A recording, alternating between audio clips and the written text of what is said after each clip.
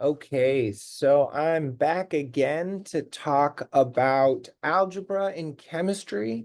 This is just a little primer about what it means to rearrange an algebraic equation so that we can just plug the numbers in that we find and maybe convert the units of so that we can just, as I say in class, plug and chug. So just a reminder, here are some equations that we might encounter in a general chemistry class. Density is mass over volume. Q equals MCAT, or mass times the specific heat capacity times delta T, or the ideal gas law, PV equals nRT. And often we're given all of the variables but one, and we need to, or it benefits us to rearrange the equation to solve for the missing variable. And so if we were given density of a material and the mass, and we wanted to use those two values to solve for volume, to get the volume, we could rearrange this equation to just get volume by itself by doing the following.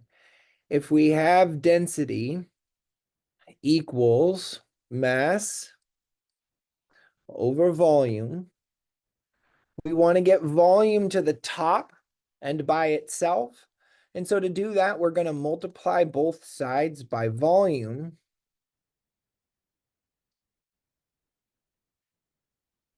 And as a result, these volumes on the top and the bottom, the denominator and the numerator, cancel.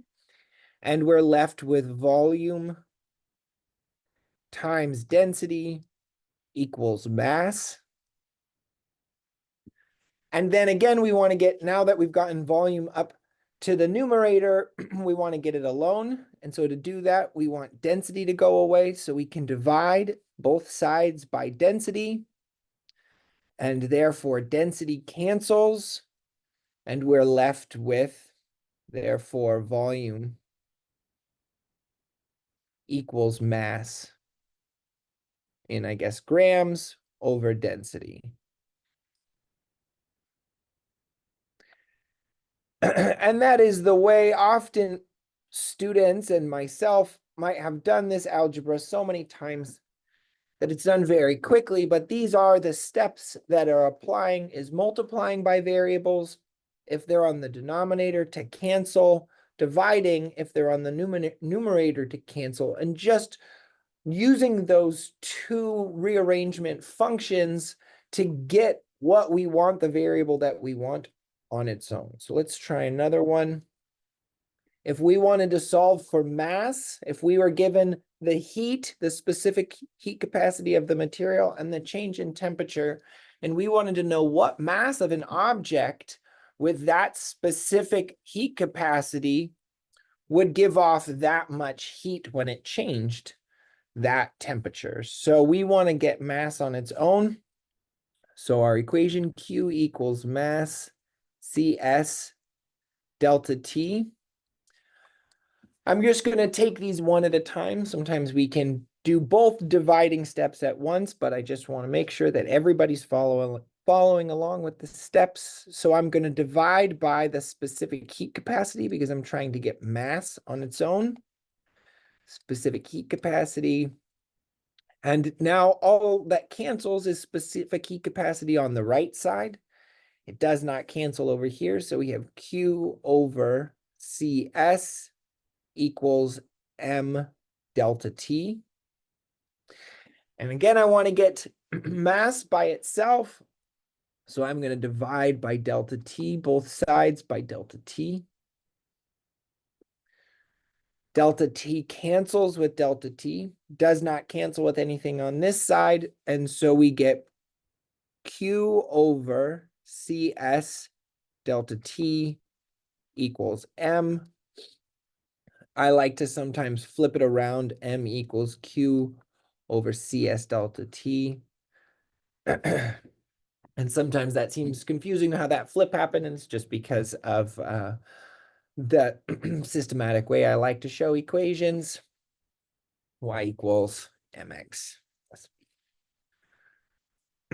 All right, if we wanted to solve for the change in temperature, often with these MCAT problems, we're asked to find the final or initial temperature.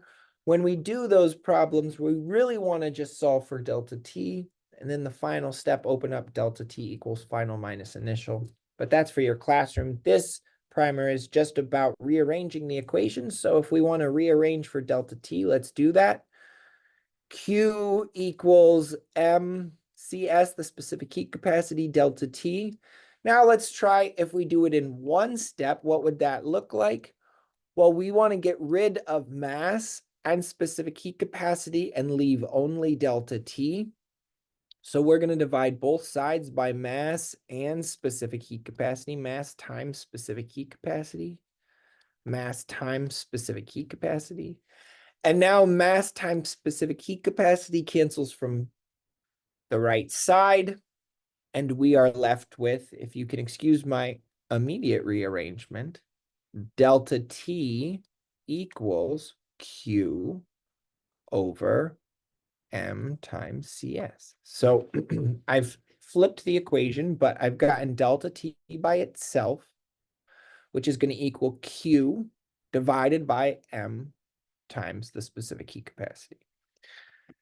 So the first time we did it one step at a time. This, we take it much more like you might see in class all at once. We're just taking both of those dividing steps at the same time.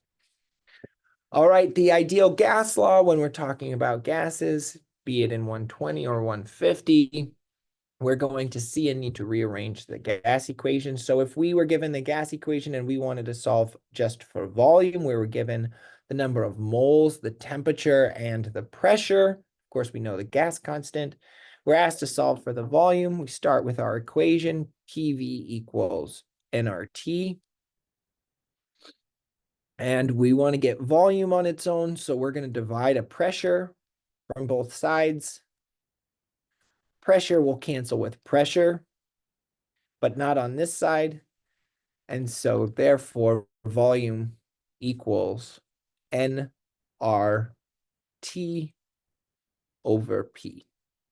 And then you would be able to plug in N, T, and P from your converted data, use the correct gas constant, and you would be able to solve for V.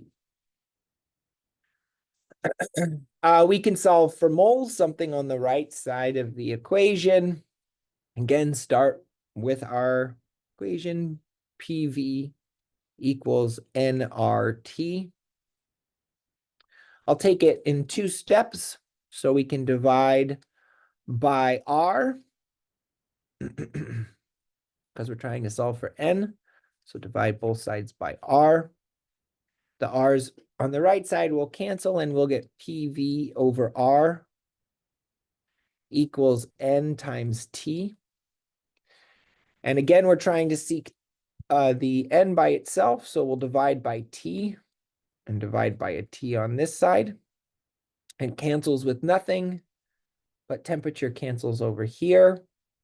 And so we get PV over RT equals N, or N equals PV over RT, as I like to write